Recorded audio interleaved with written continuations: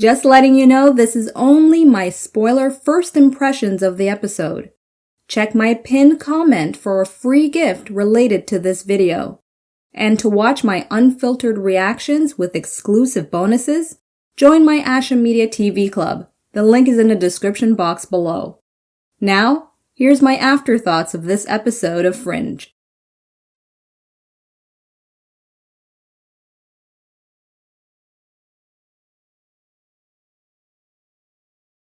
Wow. I am so happy. I'm so thankful that you club members voted on this episode being the one to watch last. I can see now where it fits in, but then, yeah. So I can't even remember how episode 20 started off. So by itself, this was just like, okay, glimpse of the future, and then back to present time. Because now I'm like thinking, how confusing that is for a viewer. Why did they lay this episode out like that? Like, why wasn't this the last episode? Anyways, I'll have to kind of look back at episode 20 and 18. I don't know. I'm not gonna bother. I'm sorry. If you want to explain it, that's great. If you don't, that's fine. I guess season 5 will. Well, what is it? Okay. Well, everybody was saying to watch this so I'd understand season 5 better. So is that the point of season 5 then? We're going to just jump back to this future and go past everything of what could have been or what was with Peter and Olivia?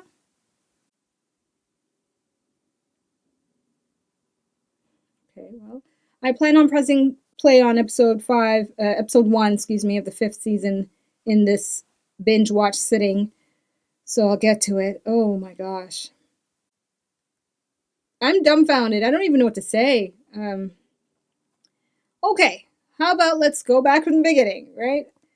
Let me keep up with my pattern. I think it's working for me to just stay a bit full focused. Let's start right at the beginning with this whole roll title of stuff, detailing that in 2015 they stopped watching, they seized control, and now it was revealed that they came from 2600 AD to 2600 and something. I know there was a number around that time, 2600 AD. Long way ahead, hundreds and hundreds of years. And September kept going back and forth. And I'm thinking, wow, that's quite a lot of motivation for one observer to try to change things. And apparently something happened to him. Okay, they're called natives in this future. We have resistance.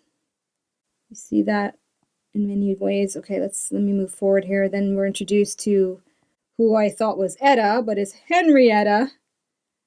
And very much a cookie cutter cutout of Olivia Dunham. But what I thought they were essentially doing with her and Simon was like having your Olivia and Peter for the episode, just a parallel version-ish type, which I think kind of still fits. So you know who she is. Okay, then we have the party, which I'm not going to forget. Very snazzy. And these observers are like, partying like it's 1999. They're getting it on with their women, forcibly at times, it seems. I guess they're exploring their emotional capacity to some degree. I mean, if they came from such a future where emotions weren't a part of the deal, I don't know how else to say it, sorry. But then they come to this past, really, and they're having a jolly old time being in control of the world. I think that says it all there. Okay, moving forward, we find out about this whole wiping of the mind and what was the other term? Wiping and reading, right? Reading of the mind. So no one could fool them except Etta. Oh.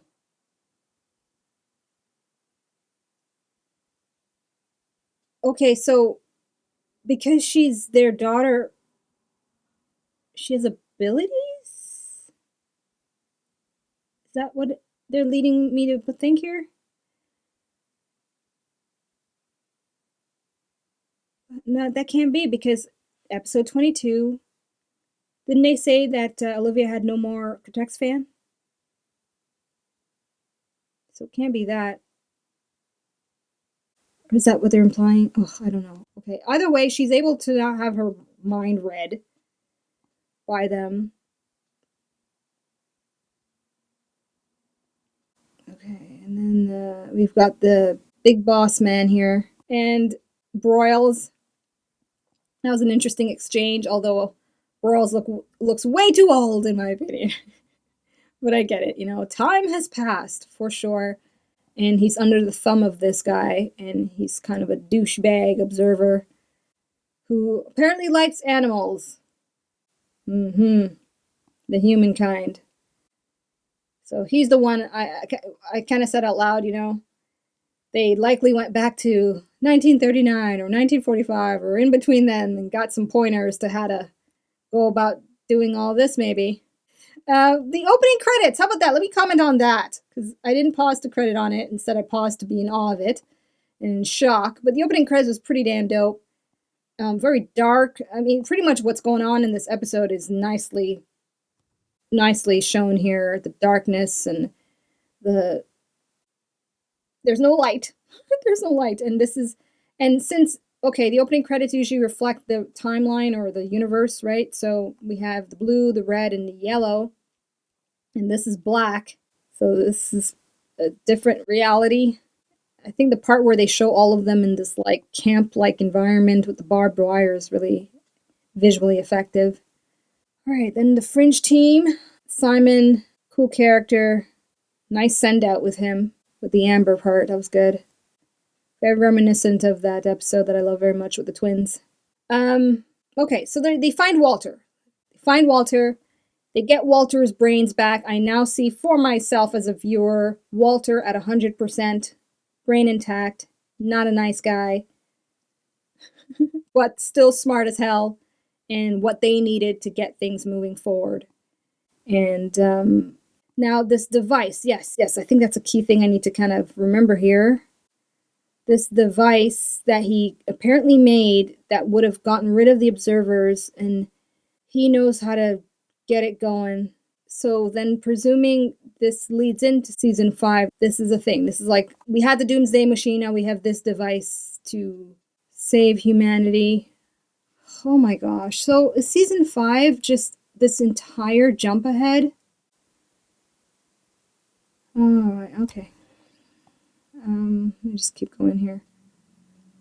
I'm going to give myself a different headache if I keep thinking on that train of thought. All right, Nina. Yes, let's touch on Nina. Gosh, Blair Brown looks great in this whole silver fox look. Wow, I actually prefer it more than her red hair. It just looks so fitting. They make it look so good on her, and her wardrobe is just fantastic. Her being in a wheelchair, and my jokes with comic books and stuff. Very Marvelish. And the propaganda imagery of the observers everywhere, let alone the snack outlets. Interesting to see and look at. Let me just then get to the point as much as I can, which is towards the finale here. We have Astrid out of Amber. Simon made a sacrifice. I made note of Broyles recognizing the licorice, the Twizzler, and realizing likely Walter's back in the picture, so maybe hope, right, for him that things will work out, and he'll just have to kind of continue playing double agent, for survival reasons. Okay, and then Peter's out of the Amber, but we didn't get Olivia, so I think I may have missed it. Why wasn't Olivia taken out yet? Maybe they just didn't get to her. Either I'm left to presume they eventually get her out, and that will show itself in the next season, or that in itself will be its own story to get Olivia out of Amber. and reunite with her daughter. And the bullet, very nice touch. If I'm right, I think I'm right about that. That's supposed to be the bullet. I mean, I wouldn't have recognized it if I didn't watch episode 22. So for those of you that did see this in order, I guess your aha about that scene was when you did eventually watch the finale episode. Okay. Peter, that's her dad. So it's yeah, we don't get to see her grow up. It's just, okay, here you are, you're my daughter. And yeah, and and that's that. Okay. So there you have it for now. Ashamoji wise, I'm going to be honest, I don't even want to give this episode an Ashamoji because it is so completely a departure from what I could possibly expect from an episode. I just don't even know how to judge it because most of it was me confused and surprised and just trying to follow along. But I also don't want to be inconsistent with my pattern of Ashamojis. So if I try to take a minute here, okay, not a minute, but a good like 10 seconds, and think about the episode as a whole. I mean, if I just tuned in, I didn't know what was going on, entertainment value is high. So that's a given. Pacing was totally fine, and no problems with the pacing. And what didn't make sense, I can't really even say with any form of accuracy because I'm just not even sure what's what. So essentially, Henrietta saves her parents and grandfather, who really was a grandfather.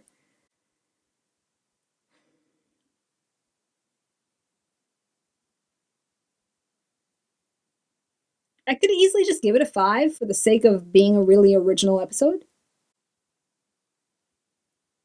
So I will. It's like I don't even understand it to find fault.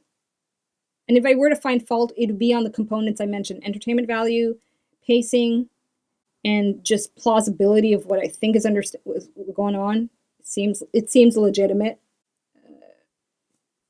The observers went back to a time where Earth wasn't destroyed and took over, plain and simple. And this is the result. Okay, so officially, there you have it. That is my reaction and afterthoughts to episode number 19 of the 4th season, the final episode that I've watched for this season. And I will be moving on to episode 1 of the 5th season and seeing for myself, all the more so, the connection here. And, you know, I think it's safe to assume at this point, it's a logical conclusion, I'm likely going to pick up around this time frame. Otherwise, I don't think I'd be encouraged so much to watch this as my last episode leading into season 5. Therefore, if you want access to my full reaction to this episode, uncut, unfiltered, including paused moments and extra bonuses such as the behind the scenes and extra special features that they offer for this season, which I'll be sharing my reaction to with my club members, you're more than welcome to join my club. Details about doing so is in a description box below for you. All right, I'm going to go and take my Advil, have a cup of water, maybe a snack or two. Press play on episode 1 of the 5th season, and I will see you in that video soon enough. Thanks for watching. Peace out. Thank you so much for watching. Be sure to subscribe and check out my other videos.